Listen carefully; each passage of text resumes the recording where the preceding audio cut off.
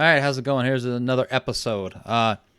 Texans claim that thermostats were raised remotely during energy shortage. This has to do a lot with it's like basically a smart thermostat that was able to be accessed remotely via the I believe the electrical company, which is why I don't like the idea of like really.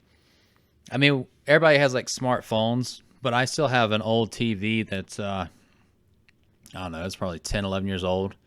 At some point, I'll like update and get a new one, but I do not want to get like a smart TV or any of that stuff.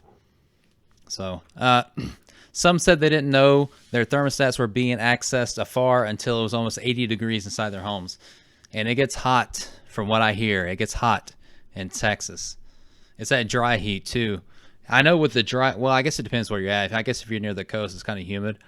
But I know with like the dry heat, like I was out in California a little bit and stuff for a while, then in the Middle East. I know with like the dry heat, you can like overheat really quickly, and where like normally like when you sweat, you'll feel the sweat on you, but in the dry heat, like the sweat will like evaporate super quick, so you can get like really dehydrated like really fast. So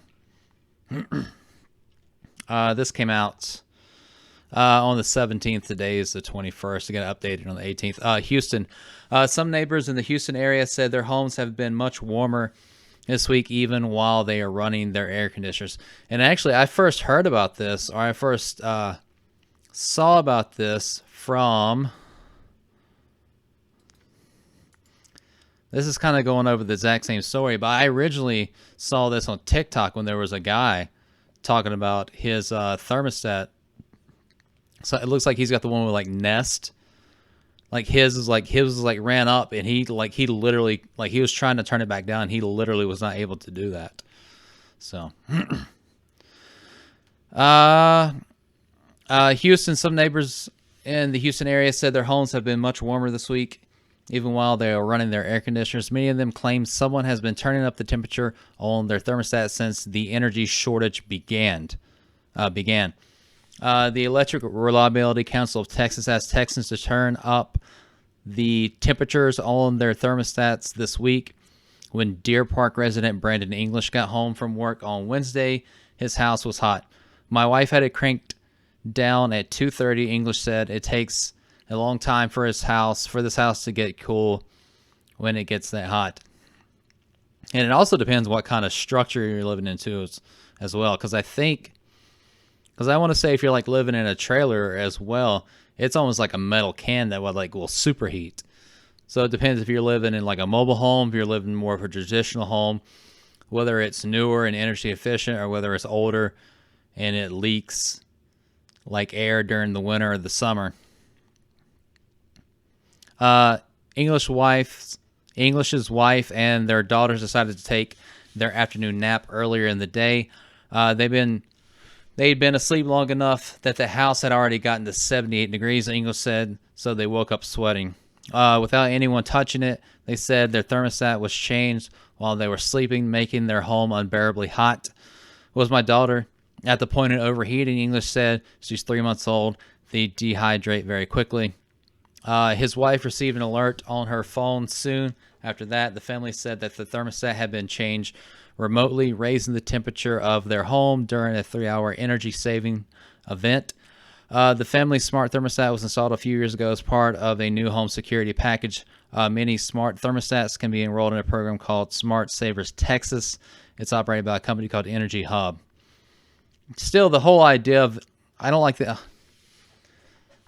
just don't like the idea of stuff being able to be like remotely access like that, because that's what some people's issue is with it. Because of the Tesla vehicles, like they can almost do like a wireless update like phones do, and somebody like the big issue is if somebody hacks into that, like into your car, that's a huge problem. The agreement states that in exchange for an entry into sweepstakes, electric customers allow them to control their thermostats during periods of high energy demand.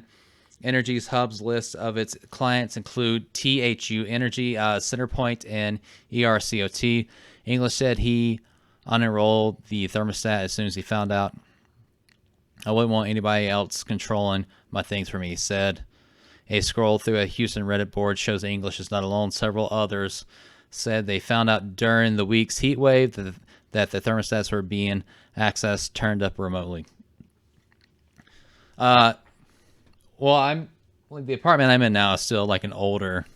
They replaced the thermostat thing a few years ago, but it's still like it's not a smart thing. And the whole idea of even like security cams too, if it's like I think like the Ring doorbells and stuff, I want to say their stuff is like wirelessly sent.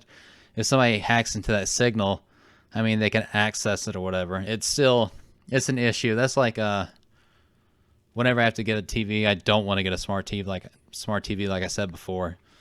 The ones that have like the apps where you can just click on Netflix. I'm like, no, then you can like, I don't want like a wireless chip like in my TV that can be, accessed remotely and people can do whatever. And if there happens to be a small camera on the TV, like on the laptops and stuff too. Like I don't have one on my laptop now, but the previous laptop I'd had like a piece of like electrical tape over the webcam and stuff. But I don't know, like more and more stuff is like, you got cell phones, you got computers, you got tablets, you got a lot of things that are becoming like smart devices. And that can be like access to people that know how to access it. And then like over the last couple of years, like all these things are getting breached. I mean, like the Colonial Pipeline got breached. I want to say that the maybe like a week or so ago, there was like a meat packing plant, like some of their machinery got hacked or something like that. They're talking about during the election, like people are showing that like people can like wirelessly hack into like voting machines and stuff too if they're like plugged into the internet.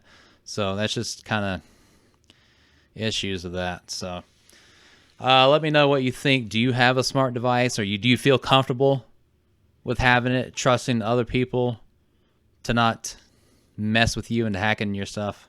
I don't know. Like I said, I'm kind of against it, but that's that. I know I've said it before, but I'm trying to get a process set up where I can kind of streamline this so I can actually come home from work, sit down the first hour or two, pick like a news article or something like that, and if I can, try to start doing one of these a day. I don't know, 3 to 5 a week. It just depends how things go.